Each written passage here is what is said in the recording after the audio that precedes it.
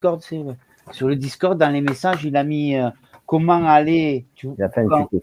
Voilà, un tuto quand on ferme par le graphique. Voilà, exactement. Si vous voulez le suivre, il a mis. Allez, bon, on commence. C'est parti pour par ce calendrier économique. Donc, demain, on va avoir une journée pas trop chargée en news, hein, c'est normal, puisque c'est quand même les Européens seront fermés. Il n'aura pas grand-chose. Donc, du coup, 14h30, on aura quand même un petit discours de Goolsbee à noter. Du coup, demain, tu traites, toi, ou pas? Oui. Ok, très bien.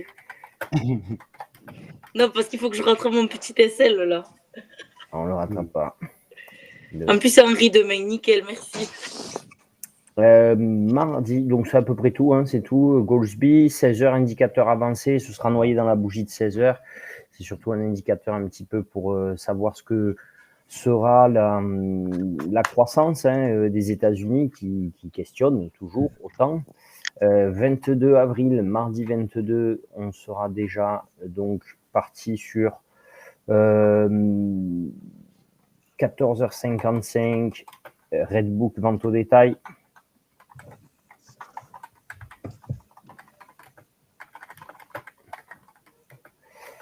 On aura 15h, Jefferson, bon, marché fermé. 15h30 sur l'ouverture, Harker, complètement noyé dans la bougie d'ouverture forcément. 16h, dans la bougie de 16h, on aura les indices Fed de Richmond. Indice Fed Richmond, c'est pas une Fed majeure, hein, loin de là, mais ce sera toujours intéressant. Là, tous les indices Fed seront intéressants. 19h, je vais me marquer la masse monétaire. Alors ça, c'est pour ceux qui veulent quand même un petit peu aller un peu plus loin dans les analyses. On va le voir parce que on a quand même Powell qui en a parlé cette semaine. Et 20h, on a Kashkari. Kashkari, c'est quand même quelqu'un qui est écouté, qui peut faire bouger les marchés. Donc, pareil, à noter 20h, Kashkari, c'est pas un petit membre de Fed. Il a son public. On sera après directement mardi 23 avril. Donc, beaucoup de discours, peu de data. Mercredi 23 avril, on aura peu de data, beaucoup de discours, finalement. Donc, minuit Kugler. Même si, voilà. 13h, surtout, le taux hypothécaire 30 ans, toujours pareil, plutôt pour ceux qui veulent quand même s'initier aux analyses, ça peut avoir une importance. Demande de prêt immobilier, pareil, à 13h, ça va avec. Indice de refinancement hypothécaire, ça va avec. Permis de construire, on va avoir plutôt PMI, plus que le permis de construire, ça on peut se le marquer. Moi, je me le marque quand même pour voir un peu l'état de santé, mais 15h, Goolsbee encore, qui revient.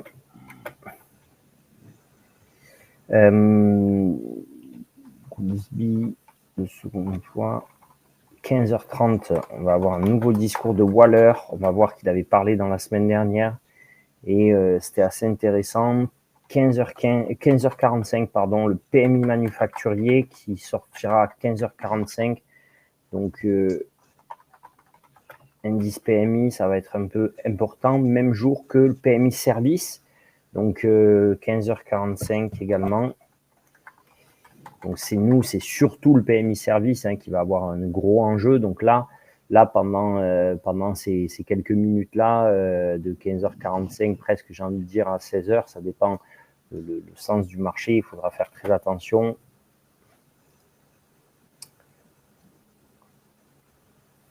Vente logement, ok, 16h, donc pareil, on se laissera le temps, tac, et ce sera tout. 19h, T-Note 5 ans et le beige book de la Fed à 20h, donc 19h, T-Note 5 ans et 20h, le beige book, bon, le beige book, ça devrait aller, ce ne sera pas trop lourd. Surtout que Powell a parlé et que les majoritaires ont parlé aussi, hein, avant l'heure. Nico, on a ta, je sais pas, je sais pas ce qu'il y a derrière toi, mais on entend. Ah, c'est une soirée des cartes, c'est la préparation de l'analyse. Oui, c'est dimanche, oui. Alors, jeudi 24, on va être déjà, donc, du coup, toujours pareil, 14h30, hein, les inscriptions au chômage. 14h30, par contre, commande de biens durables. Là, ça va. Souvenez-vous, hein, on avait dit justement, c'est un petit peu les tendances. Si on, voilà, si on change de machine à laver, par exemple, comment ça a évolué, quelle est l'évolution que ça peut avoir. On voit qu'ils attendent une progression sur cet axe-là. Pourquoi ils attendent une progression? Mais c'est ce qu'on avait un peu évoqué en disant que on pouvait s'attendre à des progressions sur ces outils-là parce que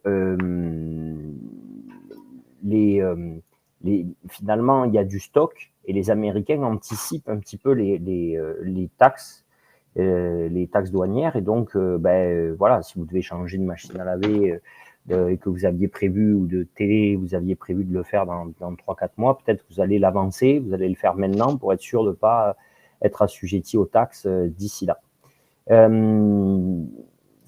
Donc là, 14h30, on aura ça. 16h, pas grand-chose.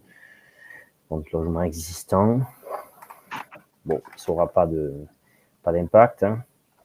C'est plus pour voir l'état de santé du pays, on va dire. Et donc, tout ce qui est adjudication, donc 7 ans, 19h. 19h, adjudication 7 ans. 19h, donc dans la foulée aussi le GDP, Atlanta, donc pour le T1. Et on sera bon pour le jeudi, discours de Kashkari à 23h.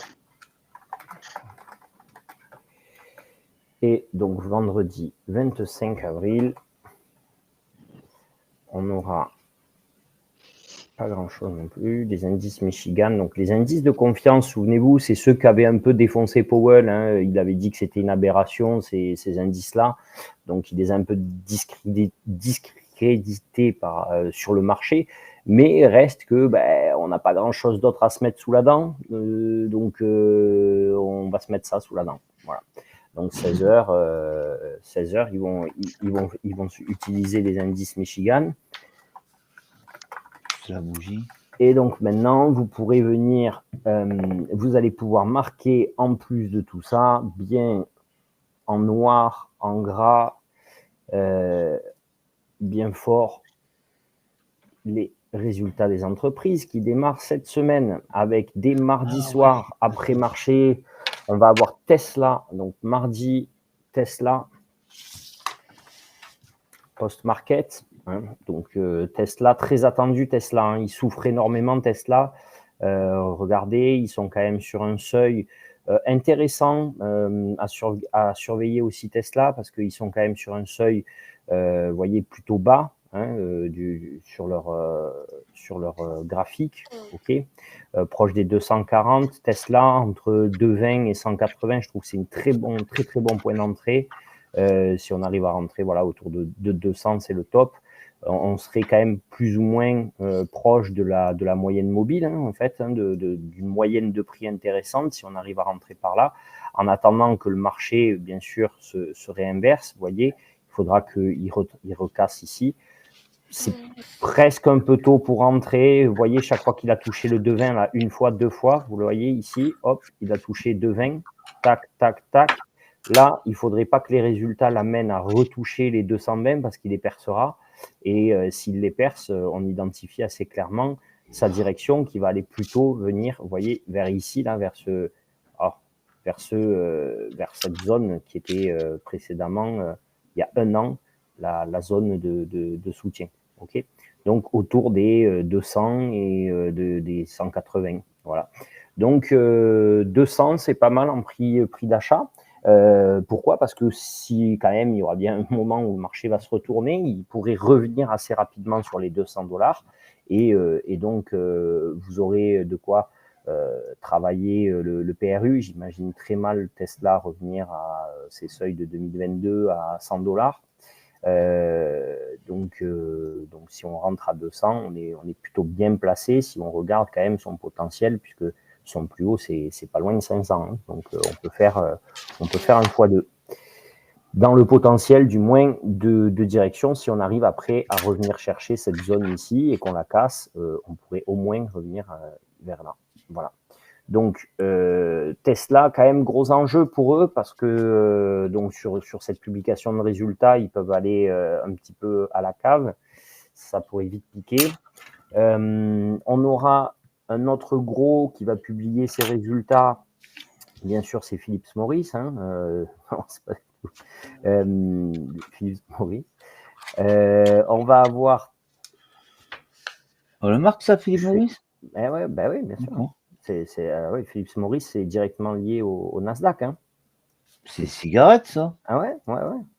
Et c'est le marché de la cigarette électronique maintenant. C'est devenu. Mais non, pas du tout. Je rigole. Ah bon. C'est une blague. Je le mets pas alors.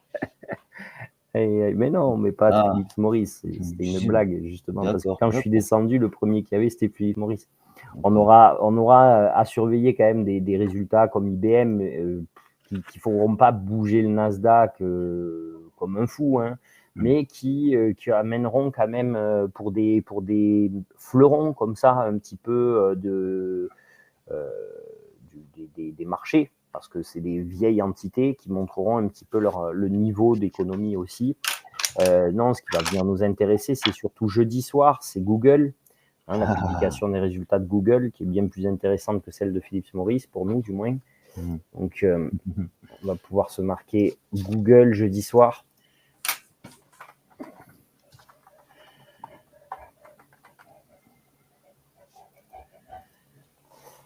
Voilà, donc ce sera les deux premiers que l'on aura, hein, normalement, Google et Tesla. Post-market aussi, semaine. Google.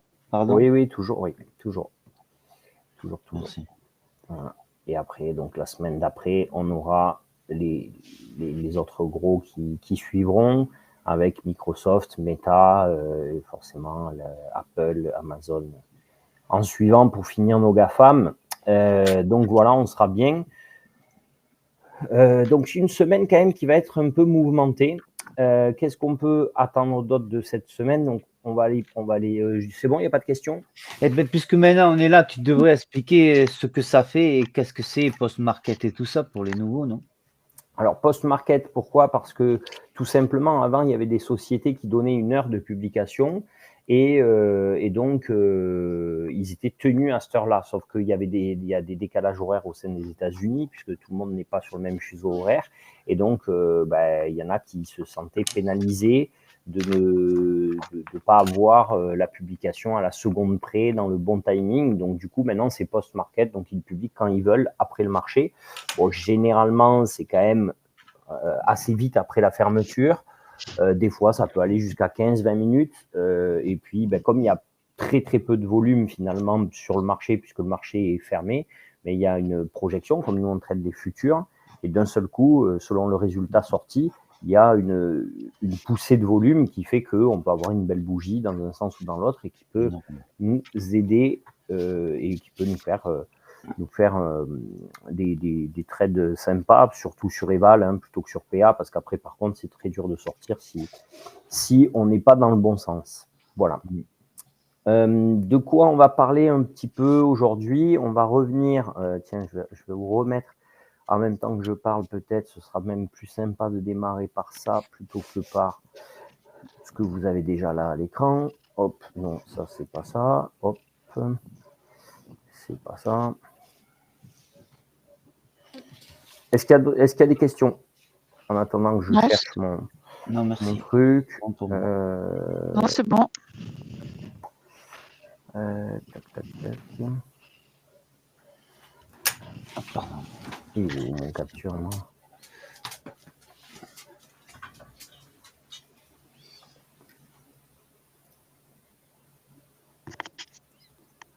Alors.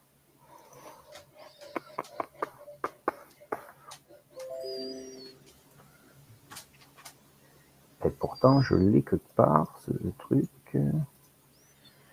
Ah, attendez, c'est ce que je vais faire ça.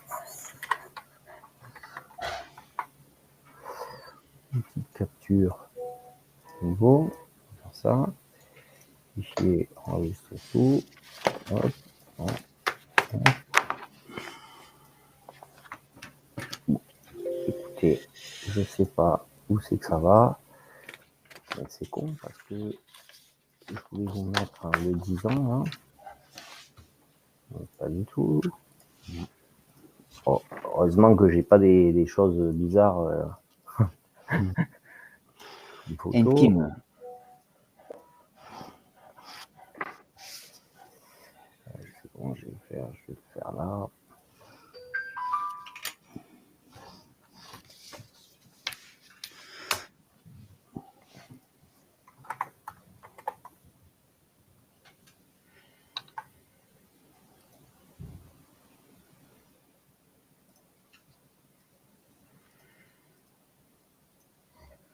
Bon, peu importe, c'est pas grave. On va le démarrer comme ça.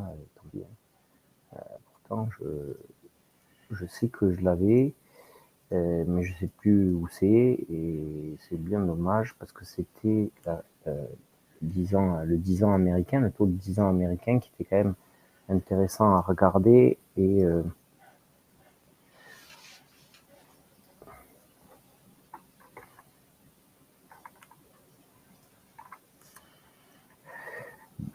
ah, c'est là. Non, c'est pas là. Bon, tant pis. Tu voulais nous montrer quoi? Je voulais qu'on regarde le taux du 10 ans américain en même temps et j'ai fait un screenshot du cours, mais je ne le trouve plus. C'est un peu con de l'avoir préparé et de ne pas le retrouver. Mais bon, écoutez, c'est comme ça, c'est pas très très grave, c'est pas le plus important. Le plus important, c'est ce qu'on peut en dire directement. Peut-être que c'est là, c'est pas là, attends. Tu le trouveras quand tu le chercheras pas. C'est ça. Donc, du coup, qu'est-ce qu'on peut se dire? Déjà, la semaine dernière, Powell a parlé, hein, c'était un petit peu l'événement de la semaine, surtout avec ce qu'il a voulu nous dire. Donc, il a été un petit peu plus loquace, on va dire, que d'habitude. Il a plus parlé que d'habitude, notamment et surtout, c'est ce qui a pas trop plu, hein, c'est ce qui a créé un petit peu les réactions rapides de la blonde, c'est que il n'a pas aimé être un petit peu bousculé, attaqué sur son terrain. Donc, du coup, on a un président de la Fed qui a quand même dit, donc déjà, il a démarré d'entrée. Le marché, ce qui peut se dire, tiens, on va peut-être mettre le marché en même temps qu'on parle, ce sera encore mieux.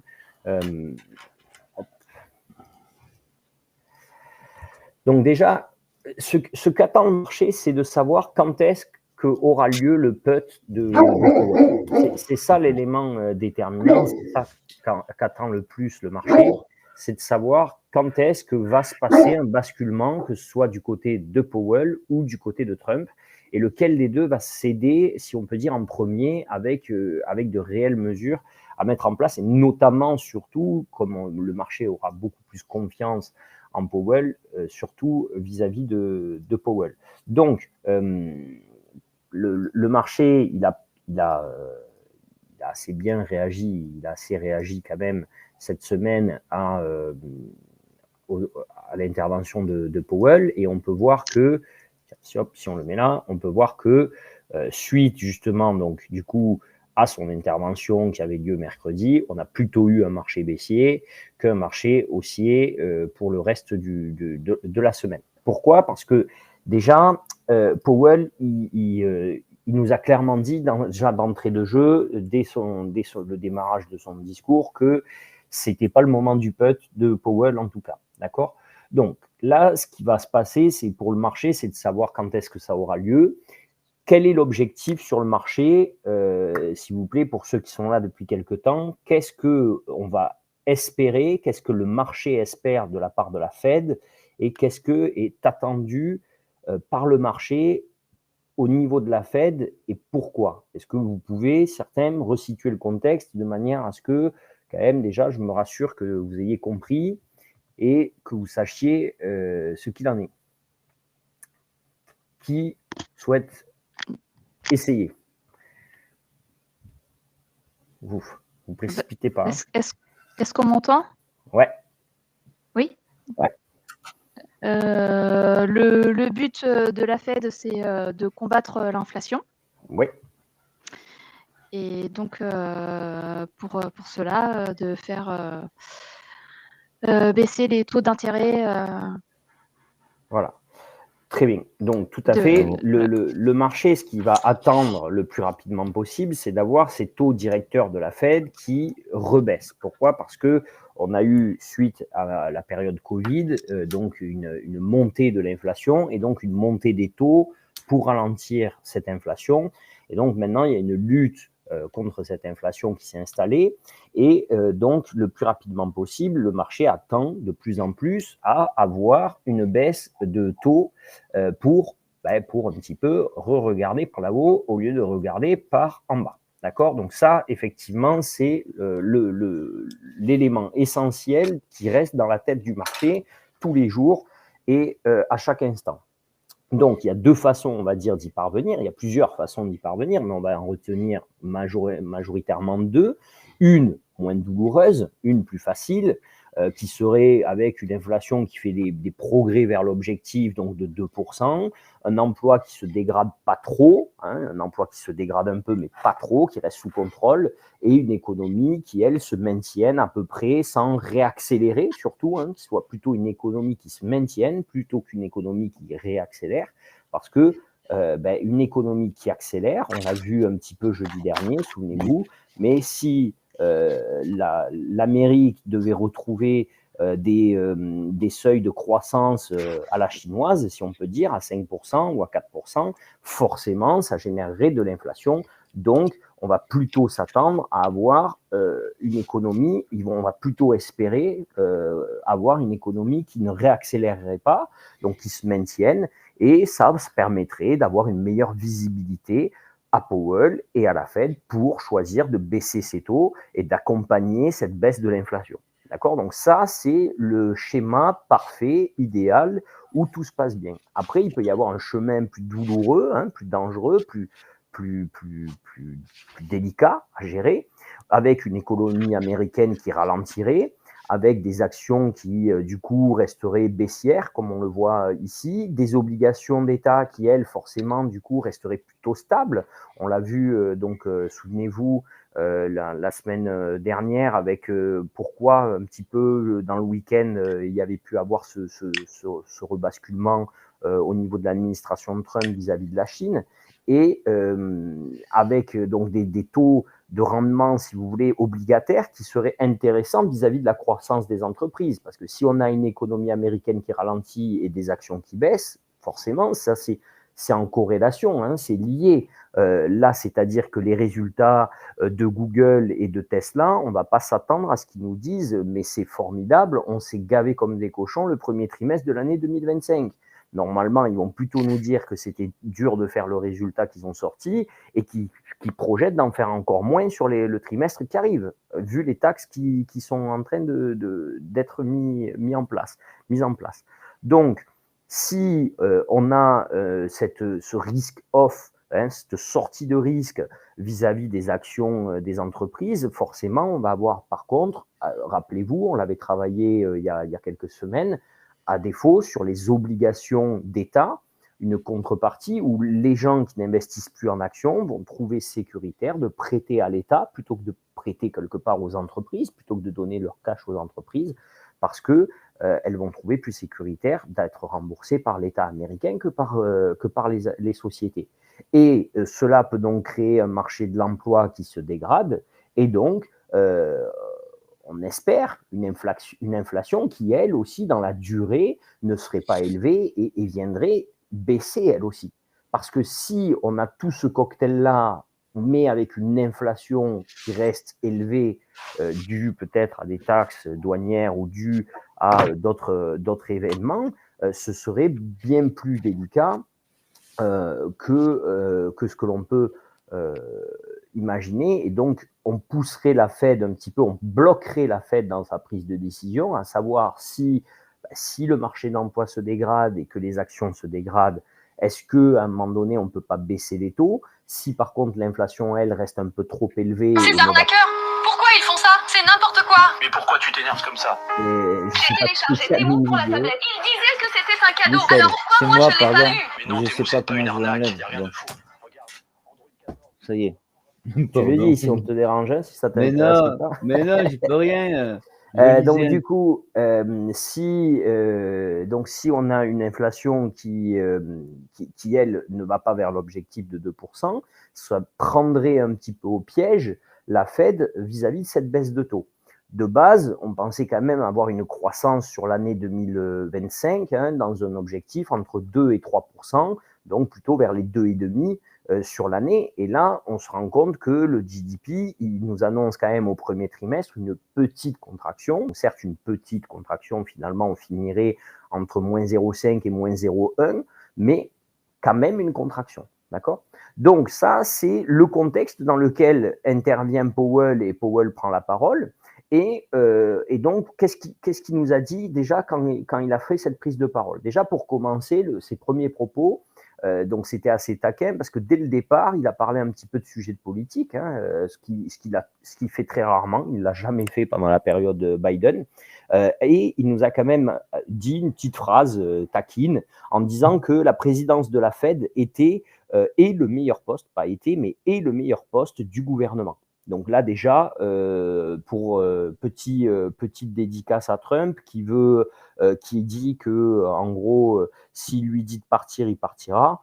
Il annonce que en gros, le meilleur poste du gouvernement, normalement, si on considère qu'on est au meilleur poste, on n'a pas trop envie de le quitter. Donc, déjà, là, ça nous permet de comprendre aussi un peu pourquoi Trump l'a contre-attaqué. Il a parlé aussi en disant un peu que ce qui se passe dans les décisions, c'était en fait dans tout ce qu'il a dit dans son discours, on ne va pas faire tout le discours, mais on va regarder quand même les éléments importants. Mais dans tout ce qu'il a dit, en gros, chaque fois, il a dit que voilà, le manque de confiance, il est là. Voilà l'effet que ça a. Et pourquoi, en fait, il y avait ça. Chaque fois, il a dit, si vous voulez, en gros, il nous a expliqué que quelque part, on se flagelle, quoi. Que tout ce qui se passe là, ça ne vient pas du système, ça ne vient pas d'un problème bancaire, d'un problème international, ça ne vient pas de tout ça, ça vient de la politique même que l'on met en place et que à la base, quand même, on devait avoir une croissance à plus de 2%. Si maintenant on se retrouve à parler de contraction, c'était avant tout lié à nous-mêmes. Donc, à nous-mêmes, forcément, lui, il dit nous-mêmes parce qu'il parle de l'Amérique. Donc, il met en avant le fait que, quelque part, les décisions, les effets, c'est tout. Sans jugement après de ce qu'il faut faire, ce qu'il ne faut pas faire, mais en gros, il dit, si on prend telle décision, c'est normal qu'il y ait un manque de confiance des consommateurs. C'est normal qu'il y ait un manque de confiance des consommateurs si il y a des décisions qui sont prises ou qui semblent floues. Donc, il a aussi dit que l'impact économique des taxes commerciales est probablement plus élevé qu'anticipé. Donc ça, c'est quand même assez fort.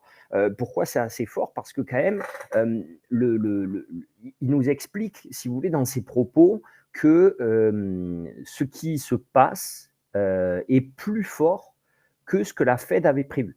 D'accord? Donc ça, forcément, c'est quand même quelque chose qui a un peu secoué, qui a un peu surpris le marché, enfin, si on peut dire. Donc Powell, jusqu'à maintenant, il a toujours dit que, si vous voulez, que lui, il était sur un statu quo, donc d'entrée de prise de parole, après avoir fait la petite dédicace, qu'il était au meilleur poste du gouvernement, il a dit que il restait sur cette idée de statu quo. Donc statu quo, c'est-à-dire que le marché de l'emploi, pour l'instant, ne se dégrade pas.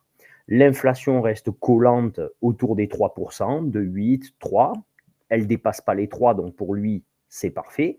Et la politique, elle est dans le brouillard. Donc, on avait eu dans la semaine quand même Suzanne Collins et Christopher Waller, les membres du FOMC qui avaient parlé, que si dans le cas d'une dégradation de la situation des marchés et ou de crainte de récession, induite par les politiques commerciales de Trump, hein, forcément, la Fed pourrait intervenir et la Fed pourrait se mettre à prendre des décisions plus rapidement. Powell, lui, on l'attendait un petit peu, voir est-ce qu'il allait faire son put, justement, et avoir des propos qui allaient dans ce sens. Est-ce qu'il allait un petit peu mettre de l'eau à ce moulin-là, ou est-ce qu'il allait rester sur sa position? Il est vraiment resté ferme sur sa position en disant, ben voilà, on ne change pas, statu quo. Donc, il a dit, pour être clair, la phrase qu'il dit, c'est « Nous sommes bien positionnés pour attendre plus de clarté avant de considérer tout changement de politique monétaire. » Donc, en gros, ce qu'il dit, voilà, c'est que pour l'instant, la politique, c'est dans le brouillard. Et donc, l'inflation, elle reste collante. Le marché de l'emploi, il ne se dégrade pas. Donc, pour lui, aucune panique à avoir. Il est bien positionné pour pouvoir attendre de voir si ce changement politique, qui n'est pas monétaire, peut avoir un effet sur un changement de politique monétaire. Donc, le marché, forcément, ben, lui, on le voit, hein, il n'a pas trop aimé ça. Pourquoi il n'a pas trop aimé ça? Parce qu'il ne s'est pas senti vraiment épaulé, du coup, dans cette baisse, hein, que l'on peut avoir, dans ce risk-off que l'on peut avoir sur les actions. Et Powell, quelque part, il laisse la patate chaude dans le camp de Trump. Il dit que les marchés fonctionnent et donc il sous-entend, si vous voulez, quand même qu'une intervention de la Fed serait liée à un dysfonctionnement du marché. Quand il précise que le marché fonctionne, il sous-entend que du coup, si ça fonctionne, il n'y a pas de raison que la Fed intervienne tant que ça ne dysfonctionne pas. D'accord? Donc, ça laisse en petit rappel, je ne sais pas si vous vous souvenez pour certains en fin d'année dernière, quand il avait dit que le prix des actifs était trop cher. Donc là, en fait, du coup, il va dans le sens des marchés. Il va dans le sens des marchés, mais dans le sens des marchés qui sont sur cette dynamique-là depuis le début de l'année, sur plutôt cette dynamique-là, et pas vraiment sur cette dynamique-là, vous voyez?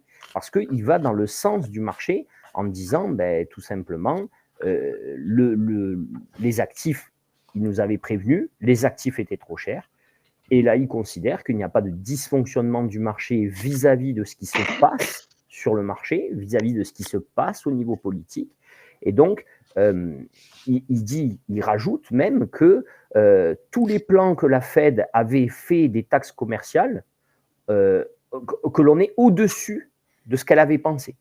Donc, dans tous les scénarios qu'eux avaient anticipés, là, actuellement, on est au-dessus de ce que la Fed avait anticipé comme scénario. Donc, il parle clairement, là, il abonde le marché dans le sens d'un risk-off, d'un dégazage, quelque part. Je trouve qu'on est même assez resté soft sur le marché vis-à-vis de ça, parce que clairement, lui, il parle de contraction économique, d'accord? Il n'a pas du tout de problème avec ça. Et si on regarde le marché en lui-même, donc c'est pour ça que je vous avais mis ces graphiques-là, on peut voir que le marché, si vous voulez, ici, c'était assez intéressant, parce que le marché, ça c'est les rendements prix-bénéfice. Hein. Donc, à aujourd'hui, on peut voir qu'on était en gros sur on est monté ici au pic sur des 25 fois les bénéfices, 23 fois les bénéfices, pardon, sur le S&P, et que le Nasdaq, lui, regardez, sur la même période, on était pareillement sur quelque chose d'assez élevé, où on est monté à plus de 40 fois les bénéfices sur la même période. D'accord? Donc là, on va plutôt revenir sur des zones qui sont des zones un petit peu charnières, hein, des zones un peu plus clés. Hein, regardez ici, regardez sur le S&P de la même façon. Hop, hein, on voit bien qu'on est revenu exactement pareil sur une zone, une des plus basses zones, donc la plus basse zone même depuis plus d'un an et demi. Donc du coup, on revient quand même sur des zones clés au niveau du prix-bénéfice. Et si vous voulez, il y a quand même une règle enfin une règle, c'est pas une règle, mais en gros, on sait que mathématiquement, c'est environ 5% de baisse pour baisser d'un point de multiple. D'accord? Donc là, en gros, quand on est sur du 20 fois les bénéfices, hein, grosso modo, puisque si on regarde, il s'est retourné, il est revenu ici, donc il est revenu presque aux 20 fois les bénéfices sur le S&P 500. Pourquoi je regarde plus le S&P 500 que le Nasdaq? C'est parce que le Nasdaq, c'est les 100 entreprises technologiques américaines les plus grosses. Le S&P, c'est les 500, c'est le cousin, mais c'est le grand cousin. Donc, ça veut dire que, en gros, toutes les entreprises qui composent le Nasdaq se retrouvent dans le S&P 500. Puisque c'est les 500 plus grandes et les autres, c'est les 100.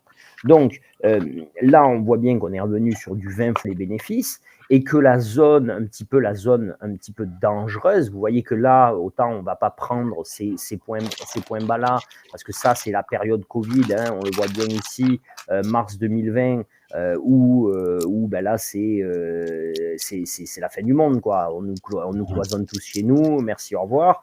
Donc, on se rapproche de 13 fois les bénéfices et qu'on a plutôt, si vous voulez, ici, depuis la fin justement de cette période Covid, on a eu un effet baissier comme ça sur le marché, qui était déjà en 2022, qui était déjà juste après la période donc Covid et un point bas. Et donc, premier passage en plus, deuxième passage, on pourrait venir essayer de le chercher. On ne devrait pas le casser parce que quand même, il y a 2 ans d'écart sur la durée, mais on pourrait revenir sur ces zones-là. Si on arrive à revenir, allez, peut-être pas à 15 ici, mais si on arrive à revenir à 16 à peu près, pourquoi pas? Pourquoi ne pas revenir, si vous voulez, sur du 16 vers ici, vous voyez, vers cette zone-là. Donc, quand on est à 20, ça nous ferait perdre 4 points de ratio. Et on a dit que 5% de baisse, c'était 1% de ratio. Donc, 1 point de ratio. Donc, ce qui fait qu'en gros, il faudrait qu'on baisse à peu près de 20% sur le marché pour qu'on puisse revenir vers ces seuils-là. 20% sur le marché, quand on le regarde, on est à 18 400 pour arrondir. Si on perdait 20%, ça nous amènerait, vous voyez, à 14 720. 14 720, ça nous ferait perdre le plus bas de l'année dernière, hein, 16 400. Le plus bas, de l'année dernière, 16 400. Et potentiellement, vous voyez que c'est quand même en plus le point bas qu'on a fait le lundi 7 avril. Hein. Et 14 000, souvenez-vous que 14 000 et quelques, c'était un peu le target qu'on s'était mis. Si vous vous souvenez, c'était un peu le target que nous, on s'était noté. 16 de 4, si on venait à casser justement ces 16 400. Ah, hein. On s'était dit qu'on pouvait revenir vers les 15 000 points. C'est un peu la zone la plus qui peut être retenue. Pourquoi? Parce que, alors, est-ce qu'il y aurait un réel effet de panique à avoir si on atteignait ce seuil-là? Je veux dire, si on regarde et qu'on revient sur des 14 000, allez, même 15 000 points ou 14 700, regardez, on a quand même passé ici tout 2022 en dessous des 15 000 points, largement. On était à 13 680, d'accord, sur tout 2022. Donc, on est loin d'être déconnant si on se retrouve 2000 points plus haut que sur ces seuils ici. On serait quand même sur une zone où on est à du 16 fois les bénéfices et qui se retrouverait plutôt vers les 15 000 points que les ici 10 000 qu'on est venu tester, alors que, vous voyez, quand on était en 2022, ici sur du 16 fois les bénéfices, vous voyez. Donc là, quand on est venu à 16, 15 les bénéfices, on était à 10 000 points. Là, on pourrait revenir pareil en étant à 15 000 points. Bon, donc, je trouve que c'est pas non plus, il n'y a pas le feu. Et c'est pour ça que Powell, si vous voulez, il trouve que finalement, il n'y a pas un délire du marché. Le marché, il n'est pas en train de paniquer en soi, il n'est pas en train de complètement dysfonctionner, comme il a dit, il a utilisé ce mot-là, et donc le marché fait son travail. Et il faudrait quand même ce serait quand même une zone à risque, une zone plutôt à haut risque, hein, parce que ça peut aller vite, l'angoisse peut aller très vite. Regardez même sur le Nasdaq, si on reprend 2022, vous voyez ici, on était à peu près à 20 fois les bénéfices. Il faudrait qu'il y ait une chute assez forte pour qu'on revienne à 20 fois les bénéfices. Il faudrait qu'on soit plutôt vers du 25, hein, ici, là, qui serait plus cohérent, en fait, tout simplement. Ou excusez-moi, donc plutôt vers juste en dessous des 25, là, qui serait plus cohérent pour le Nasdaq en tout cas. Et quelque part, si on arrive à stationner ici sur cette zone, eh ben, on resterait dans une zone à risque, une zone plutôt dangereuse, parce que si ça casse, ça peut très vite partir à la cave et un effet de panique sur les marchés peut aller vite. Mais en même temps, ce serait une zone priceable pour la Fed, acceptable pour l'économie. D'accord ? Donc, oui, Nabila, c'est exactement ce qui veut dire concrètement, c'est que le marché s'autorégule et donc, c'est exactement ça. Powell dit qu'il n'y a pas de dysfonctionnement. Donc là, ce qui nous explique, c'est que, en fait, quand il dit ça, il explique ce que l'on voit là, quoi, en fait. C'est que peut-être le dysfonctionnement, il était là, plutôt. Attendez, parce que là, ça ne fait pas très beau, voilà. Et, le dysfonctionnement, il était plutôt là que là, en fait, pour lui. Hein. Donc là, pour lui, il vaut mieux qu'on revienne vers ici.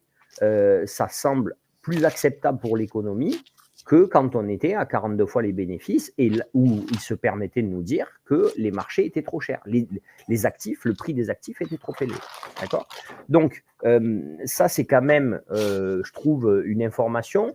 On a quand même des ventes au détail, elles, qui sont ressorties, par exemple, meilleures. Et c'est vrai que le marché, quelque part, il continue de baisser malgré tout parce qu'il price un petit peu cet effet de dopant du fait, comme je vous disais tout à l'heure, que les gens consomment dans l'idée que demain, ce sera plus dur de consommer ou du moins, ce sera plus cher de consommer. Et donc, ce pricing-là, à l'approche, donc on voit bien là, on ne le voit pas trop, mais je trouve qu'on le voit mieux peut-être. Non, on ne le voit pas mieux ici, on le voit mieux ici. Si je prends là, voilà, hop, on voit bien ici le point bas et le retournement. D'accord ? Donc là, ce retournement a eu lieu juste avant la saison des résultats. Quid de la saison des résultats ? La saison des résultats des entreprises, elle nous amène vers 28. À mon sens, je pense, parce qu'ils ne vont pas avoir des projections de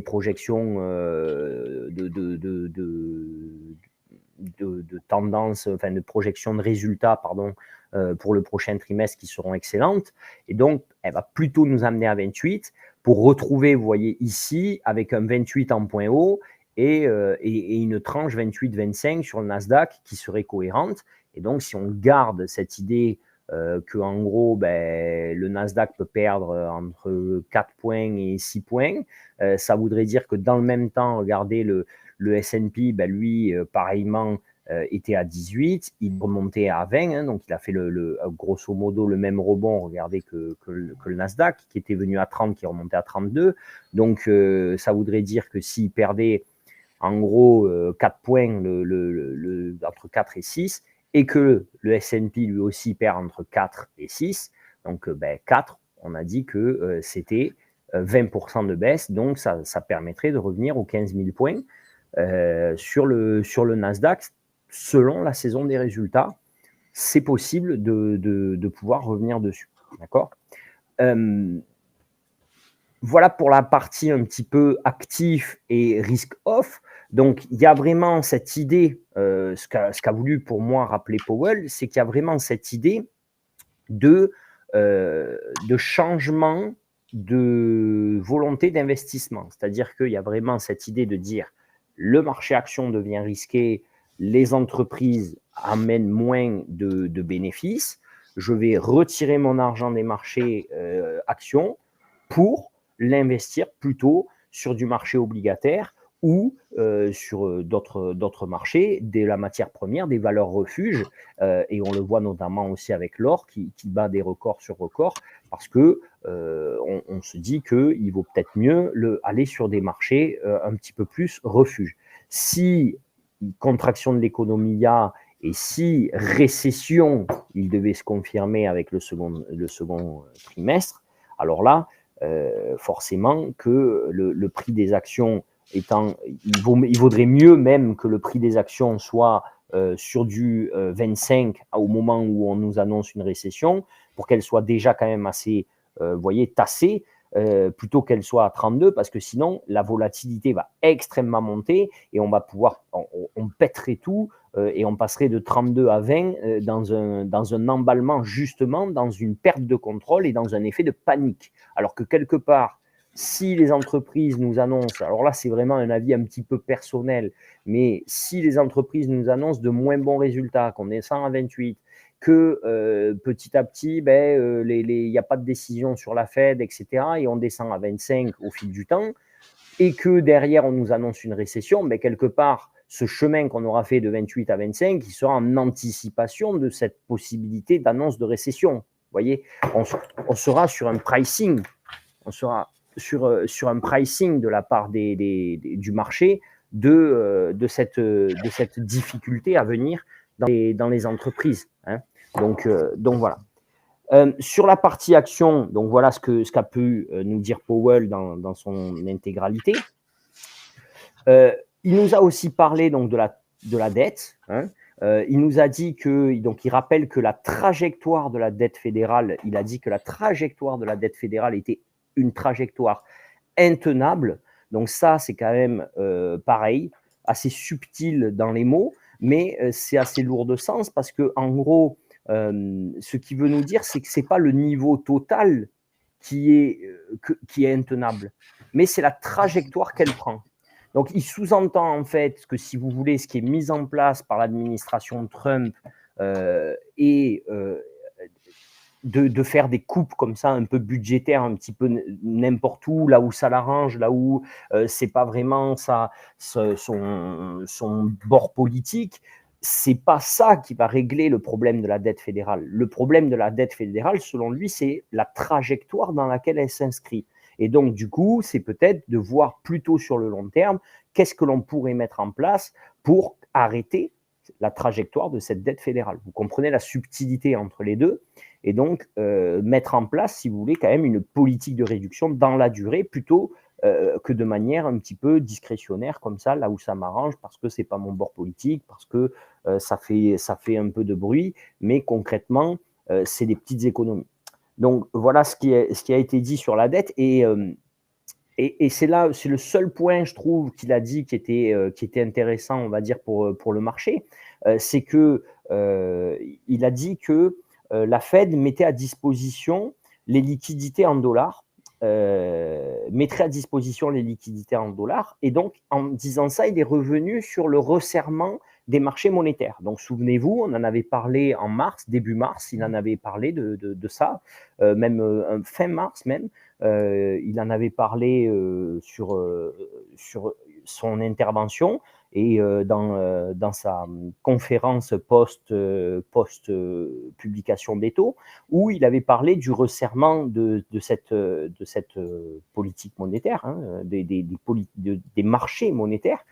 Donc, attention, parce que s'il en parle quand même, c'est que ce n'est pas impossible. Voilà, c'est juste, on le garde, on ne se dit pas que c'est le cas, mais juste s'il en parle, c'est que ce n'est pas impossible, surtout Powell. Généralement, quand il parle de quelque chose, c'est que c'est pas impossible que ça arrive. On l'a vu avec le fait qu'ils nous disent que les actifs étaient trop chers, et que maintenant, quand les actifs deviennent chers, ils ne soient pas inquiets, du moins prennent un coup sur la tête, ils ne soient pas inquiets. Et donc là, quelque part, ils commencent à préparer le marché qu'on pourrait avoir un risque de resserrement sur le marché monétaire, parce que ça fait 2 fois qu'il en parle en un mois.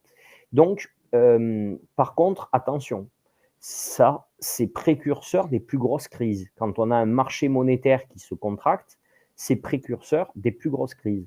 Et la dernière fois, il avait dit, souvenez-vous, il avait utilisé le mot tightness de la liquidité, hein, un resserrement de cette liquidité. On avait une étroitesse, tightness, c'est le fait que ce soit étroit, des taux de circulation. On avait expliqué que le marché monétaire, c'est l'huile dans le moteur. Hein, c'est comme ça que l'économie, elle fonctionne. C'est ça qui envoie, qui fait que les marchés interbancaires, ils fonctionnent correctement, et il faut que ça circule. Hein, donc, dans le moteur, si l'économie monétaire, hein, pas l'économie, là, on n'est pas dans de l'économie pure et dure de dire j'ai vendu quelque chose, on est vraiment dans de l'économie purement monétaire. Si on veut qu'elle fonctionne, il faut que ce cash, il faut que ce flux, cette huile, elle circule, elle soit le plus liquide possible, et pour qu'elle arrive, quoi. Et donc, si on a la durite qui est de plus en plus serrée et l'huile qui est de plus en plus épaisse, eh ben, ça veut dire que les taux dans lesquels on se prête au niveau des banques, il est de plus en plus proche du taux de la Fed, en fait, hein, voire même de temps en temps un petit peu au-dessus du taux de la Fed. Et souvenez-vous, on avait vu qu'en gros, les banques, il y avait eu des seuils où elles voulaient garder les capitaux qu'elles avaient, elles voulaient garder les dollars qu'elles avaient. Et donc, en fait, si une autre banque voulait acheter du cash à une autre banque, hein, sur le marché monétaire ou sur le private equity, elle devait payer plus cher, quelque part, que l'endettement initial. Et donc, ça peut être problématique. Donc là, il rassure déjà en amont que, par contre, là-dessus, il dit clairement que la Fed mettra à disposition les liquidités en dollars si besoin en est sur le marché monétaire. Donc là, vraiment, il apaise directement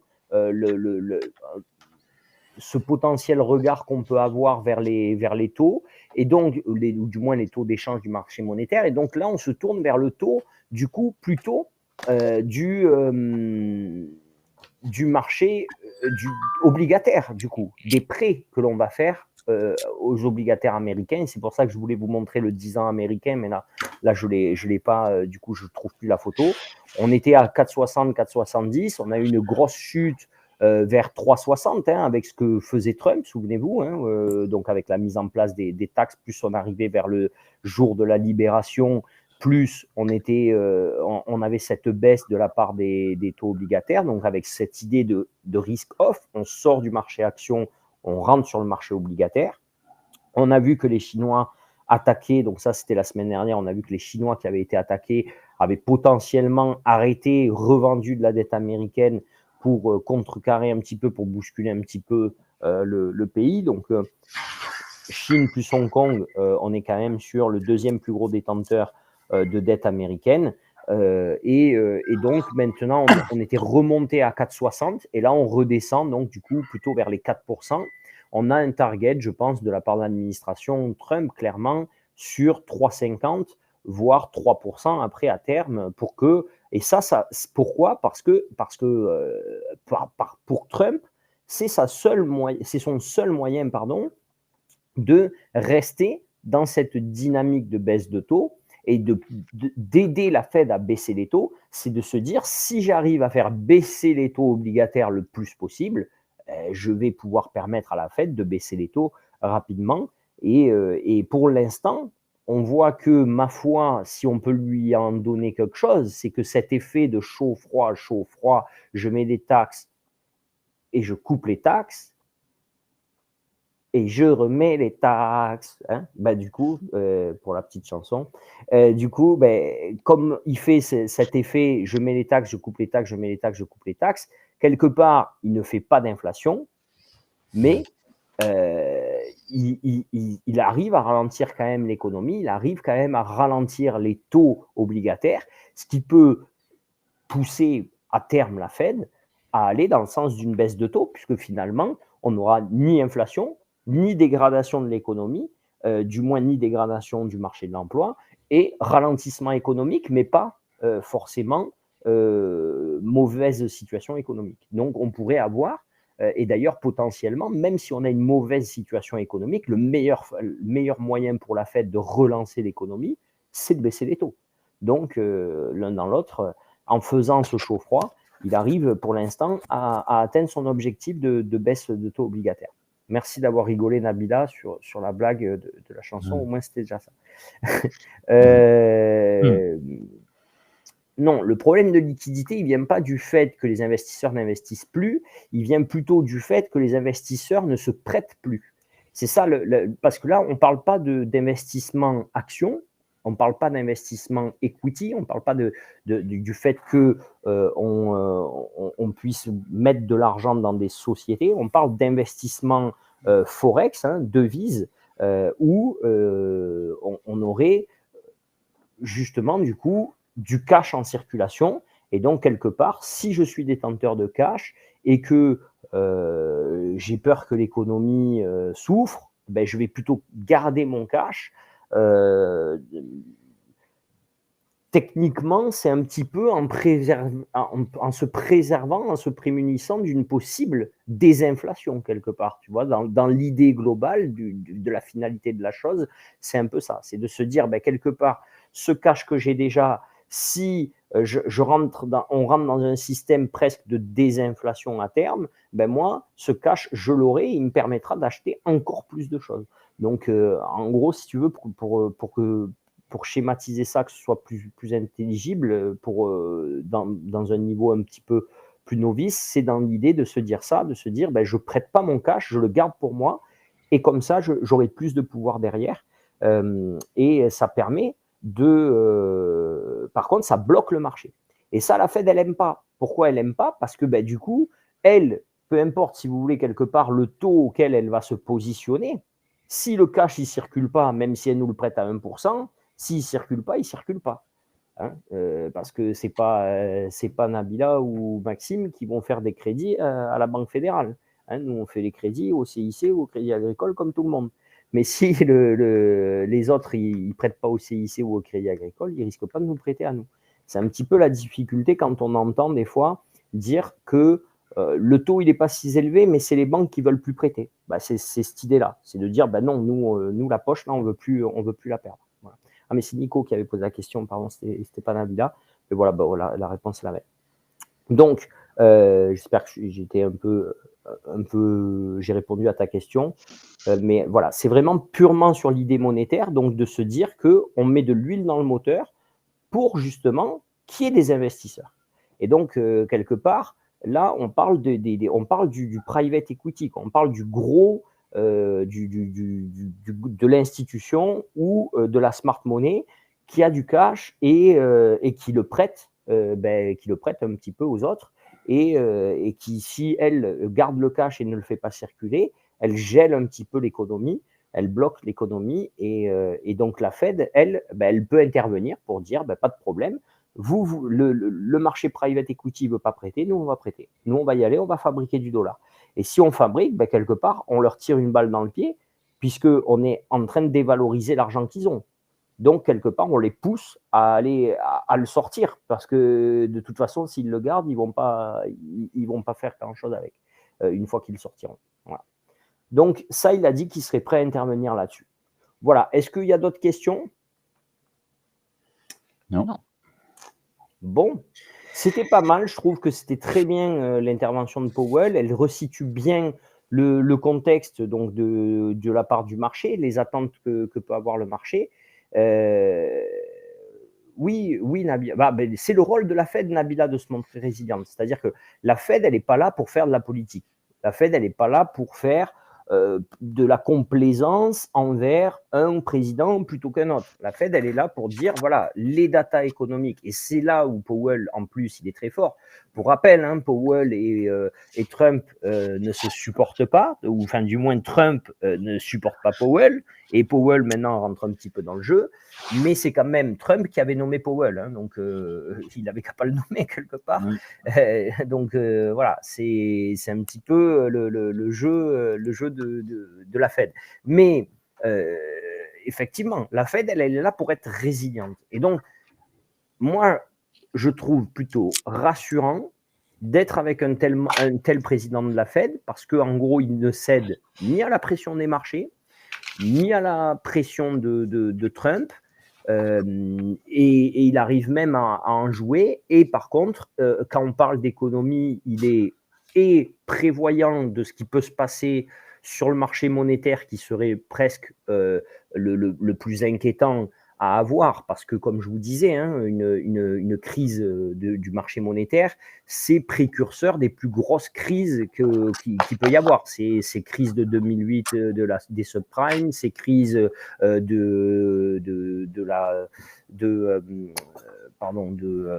la dette grecque, c'est tout ça, quoi. Hein. Donc c'est vraiment des grosses crises. Donc il est précurseur de ça en disant, attends, j'ai l'œil là-dessus. S'il y a besoin d'intervenir, on sera là. Donc déjà, il rassure. Voilà. Normalement, il n'y aura pas besoin, mais si on devait, on le ferait. Et troisièmement, il dit, par contre, sur le pilotage économique, bah, pour l'instant, voilà les datas. Le travail se porte, l'emploi est assez résilient lui aussi, se porte, du moins, il n'y a pas de panique à avoir.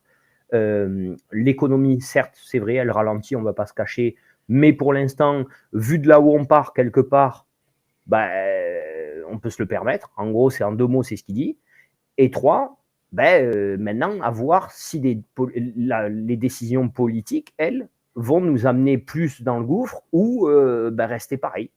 Et tout ça, ça ne l'angoisse pas. Pourquoi? Et surtout, en plus haut point, c'est parce que pour l'instant, il n'y a pas plus d'inflation qu'avant. Voilà. C'est ça. Donc, exactement, comme dit Nico, comme on disait l'autre soir, vu qu'on est déjà sur une croissance qui était à plus 5, bon, ben voilà, on peut se laisser le temps de ralentir. Hein. Si on finit même à plus 0 ou plus 0,1, ben voilà, souvenez-vous, hein, la France était contente de faire plus 0,1 sous Bruno Le Maire, hein, qui écrit des livres et qui va conseiller les Suisses. Donc, je pense qu'on est avec un génie de l'économie. Et il a fait plus 0,1, donc on est pas mal s'ils font la même chose, les Américains. Du moins, humour mis à part, il n'y a pas le feu, du moins s'ils font la même chose. Voilà, ce ne sera pas bon, mais comme il dit, c'est lié avant tout à quelque chose qui est personnel, propre aux États-Unis, qui se flagelle, en gros, qui du coup peut être arrêté aussi rapidement qu'il a été mis en place, quelque part, puisque c'est eux-mêmes qui le font. Et de la même façon, c'est aussi la possibilité pour eux de pouvoir, tant qu'il n'y a pas d'inflation, laisser le brouillard se disparaître. Voilà. Avec tout ça, qu'est-ce qu'on peut espérer? Vous l'aurez compris, hein, le marché, selon moi, il n'a pas d'intérêt, il n'a pas de logique à remonter. La seule logique qu'il peut avoir à remonter, c'est qu'il y ait encore des reculs, mais on le voit que chaque fois qu'il y a des reculs, il a de plus en plus du mal quand même à rebondir. Hein. Certes, il y a cette très grosse bougie-là, parce qu'il a annoncé 10% sur tout le monde pour l'instant, puisque tout le monde négociait. Après coup, il y a les Chinois qui, eux, restent dans le brouillard, justement, hein, dans cet effet de brouillard que l'on ne comprend pas trop.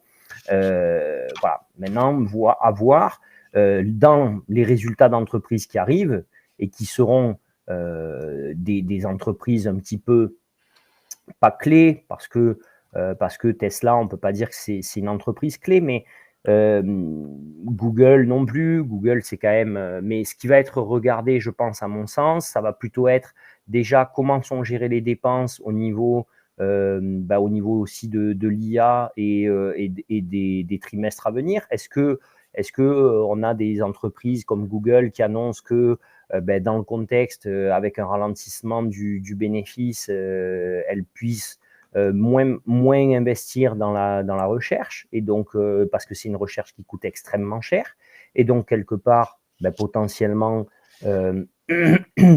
laisser l'Amérique perdre son avance sur le marché IA.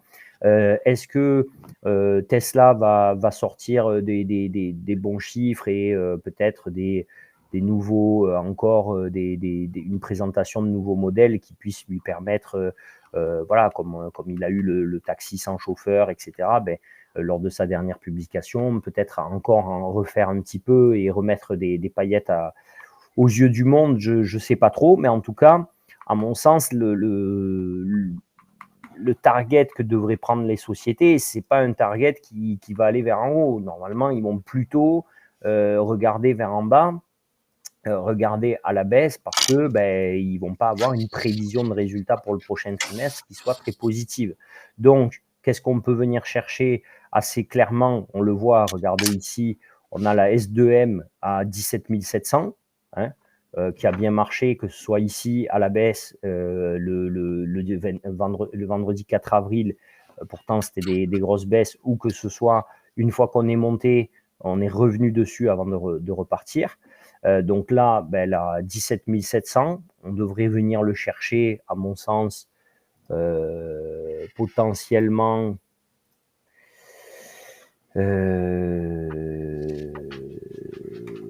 ça fait quoi ça? Ouais. Potentiellement mardi soir avec Tesla. Parce que niveau stat, on n'a pas grand-chose, quoi. Niveau stat, à part mercredi, le PMI service et le benchmark. Après, tout le reste de la semaine, là, on est les fesses salaires, hein, on n'a rien. Hein. Donc là, ça va se jouer au tweet de Trump, quoi. Ou aux annonces. Et si certaines sociétés continuent de publier plutôt des résultats pessimistes, on va anticiper que les gros qui arrivent vont suivre. Donc, perdre 4% d'ici mardi soir, ça m'étonnerait. On ne devrait pas pouvoir revenir là sur la S2M, pardon, d'ici mardi soir. Donc, du coup, 18 000 est pour moi le meilleur point meilleur point bas maximum qu'on peut avoir. Ça perdrait quand même 400 points déjà, c'est pas mal. Si on fait ouais, voilà, ça fait déjà 2,20, hein, c'est pas mal. Hein. Donc là, lundi, on devrait être dans un range. Pour moi, on va vraiment être dans un range très étroit comme ici. Vous voyez, à mon sens, ça là, on va avoir ça lundi, mardi, mercredi. Voilà, sauf mardi, on va sortir, mardi soir. Donc lundi, on va rester là. Donc S1M 18 570 et ça c'est quoi S1J 18 200 quoi. Voilà, on va ranger là dans les 300 points qui sont là, quoi. Et encore la S1M, je suis gentil. Hein. Je suis gentil. Tiens, on va réduire peut-être le temps. On va le mettre en demi-heure. Tiens. Hop.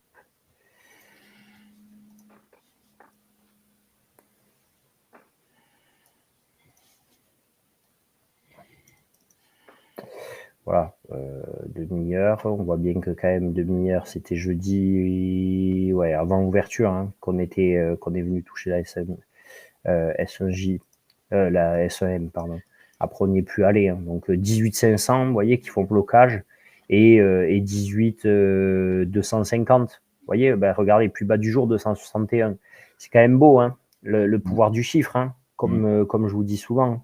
Là, on le voit bien, quoi. 18 500, il bloque ici, et 18 250 qui bloque là à 10 points près, quoi. Le plus bas du jour, c'est 261, donc à 10 points près. Donc, pour moi, on va rester là, dans ce gap-là. Donc, range lundi, 18 500, 18 250. On peut se le marquer. En plus, on avait mis, regardez, si Powell plombe l'ambiance, potentiel point bas entre 18 500 et 18 250. Je ne sais pas si certains ont les notes de la semaine dernière. Mais j'avais marqué ça. Mercredi, jeudi, si Powell plombe l'ambiance, potentiel point bas entre 18 500 et 18 250. Je veux dire, mercredi, le point bas, on a fait 18 000 à 21h, 18 100. Et après, on est vite remonté à même 650. Et après, on a fait 18 500, 18 250 le jeudi. Donc, on était pas mal. On était pas mal. Donc, lundi, range 18 500. Hop.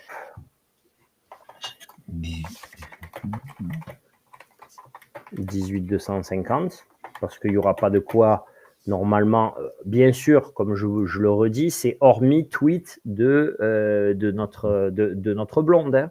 Si la blonde, elle décide de nous tweeter, on n'est pas bien. Hein. Si elle fait l'influenceuse, ça peut aller vite. Hein. Donc, 18 500, 18 250 lundi. Mardi, pareil. Mardi, 18 500, 18 250 pour moi. Parce que commande de biens durables, bon, ok. Non, pardon. Mardi, Redbook de vente au détail, bon, ok. Après, oui, voilà, des membres de la Fed qui parlent, mais c'est pas non plus bon. Pour que peut-être qu'on pourrait casser le 250, revenir tester là le point bas, vous voyez, vers le 150, ou casser le 500, tester le point haut vers le 650. Mais à 100 points près, on restera par là. Hein. Et derrière, alors,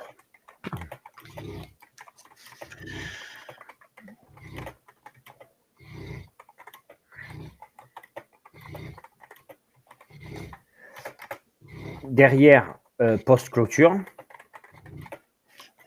donc avec Tesla, là par contre, on pourra aller casser en fait, on va sortir de la zone, hein, soit par le haut, soit par le bas. Voilà.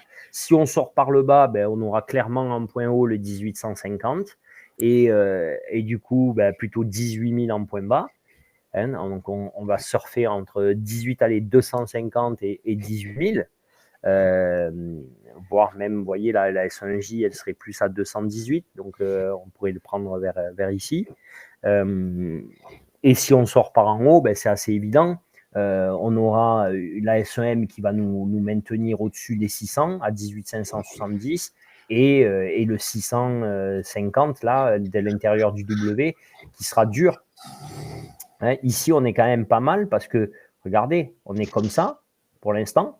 Hein, donc il se laisse la fenêtre, il se laisse la possibilité quand même, je trouve, de casser ce point haut et de faire plutôt un beau W. Hein, regardez, plutôt un beau W. Hein. Si on a envie. Hein. Il se laisse l'opportunité de le faire. Hein, c'est ça qui est pas mal. C'est ça qui est pas mal. C'est là où je dis, et je pense que c'est là où aussi les membres comme Powell disent que le marché n'est pas en dysfonctionnement parce qu'il s'offre des opportunités. Quoi. Il se laisse des opportunités d'inversion de loi de dos. Là, ce serait une belle loi de dos en 30 minutes et certainement en 1 heure. Regardez. Ouais. Vous voyez, là, on aurait le même W en 1 heure. Regardez. On aurait le même W là en 1 heure. Tac, tac, tac, tac. Et là, on a un potentiel loi de dos. D'accord ? Plus bas, plus haut. Et plus haut, plus haut. Et donc, revenir avec un point bas plutôt vers les 570 sur l'intérieur du W pour repartir. Et donc, aller chercher à terme 840. Là, il va nous en falloir quand même sous la pédale. Je pense que le 650 sera très dur à casser, le 750 encore plus, bien sûr. Donc, sur les résultats de Tesla, hormis qu'ils soient très surprenants, on peut se marquer que le point haut, ce serait 18 650. Donc, soit nouveau range 18 250 point haut et 18 000 points bas, si sorti par le bas. Si sorti par le haut, 18 650, ouais, même 600, ouais, 850, on peut prendre un gap de 250 points pareil. Vous voyez, regardez, le 850, c'est pile le haut de la mèche là. Hein, ici, il est par là, il doit être. Hop, on va arrêter de bouger. Il est à 861, donc on n'est pas loin. Et ça ferait pour le 600 du 570 là, de la S1M, on serait à 250 points de gap aussi. Donc, on peut se mettre comme ça.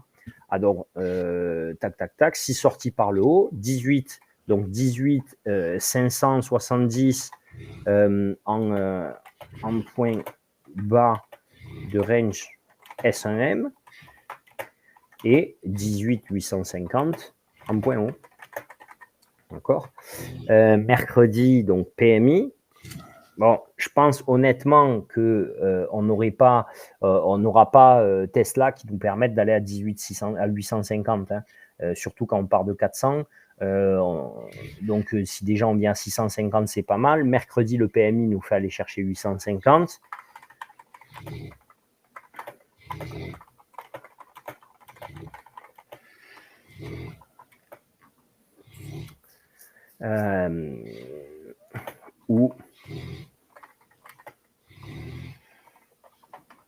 Ou un mauvais PMI après un bon Tesla, c'est possible aussi. Un mauvais PMI après un bon Tesla nous ferait revenir dans ce gap 18,500, 18,250 en fait, vous voyez. Est-ce que ça vous semble cohérent? 18,500.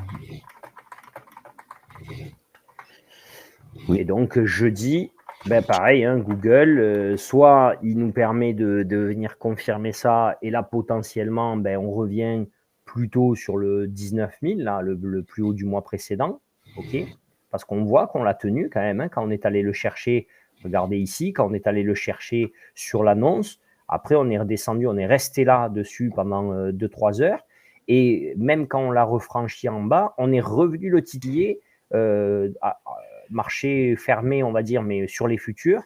Et quand le vendredi, on est revenu aussi encore dessus. Donc, on l'a vraiment tenu. On n'a pas voulu perdre la zone non plus d'un effet de claquement de doigts.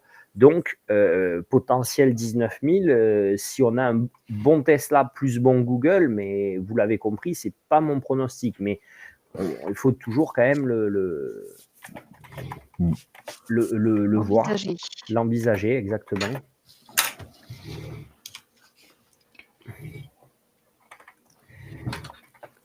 Et si par contre on a Google mauvais et Tesla mauvais, là, là par contre ce serait plutôt, donc on a dit 17 700, hein, okay, qui est assez clair. Hop, regardez, il est ici, S2M 17 700, de manière assez évidente. Et voir, ce qu'il y a, c'est que le gap entre 17 700, regardez ici, et 17 000, il y a un peu un no man's land, hein. Et on l'avait identifié, ça, il me semble, hein, déjà, je crois ici, regardez, on l'avait vu une fois, il y avait 17 400, mais bon,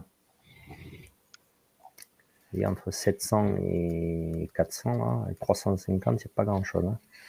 Donc bon, pas qu'il tombe, hein, parce que là, le couteau, il peut tomber après, hein. Il peut tomber de rue. Donc on va se mettre 17 400 à la rigueur, mais bon, moi j'ai 17 700, 17 400 quoi. Alors, attention, je vais mettre parce que attention, manque d'order block quoi. Manque d'order block dans cette zone.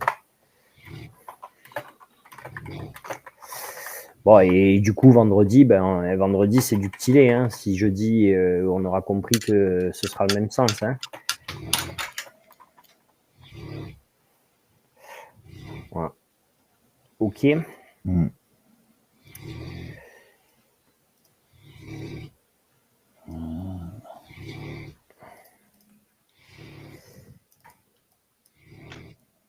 C'est le gros chat de Michel qui ronronne. Ah bon, vous l'entendez là? Pardon. Ouais. Pardon. Non, il est loin. Ouais.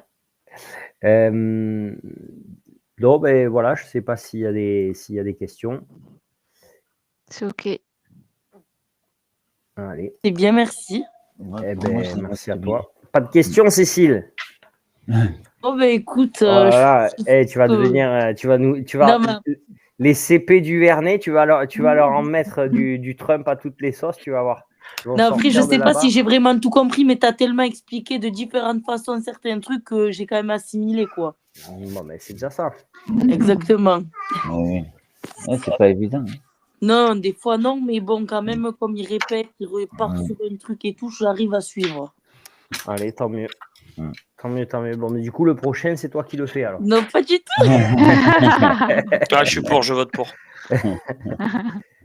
Bon, écoutez, merci à tous du coup. Merci à toi. Merci à toi. Allez, merci. Allez, ciao et à demain du coup. Salut. Allez, à demain. Demain, pour ceux qui le veulent, je serai à Cantis à partir de 11h, je pense. Et après aussi, après la session de crédit. Voilà. au cas où. Ok. Allez, Bisous. ciao. Ciao, ciao. Salut. Ciao.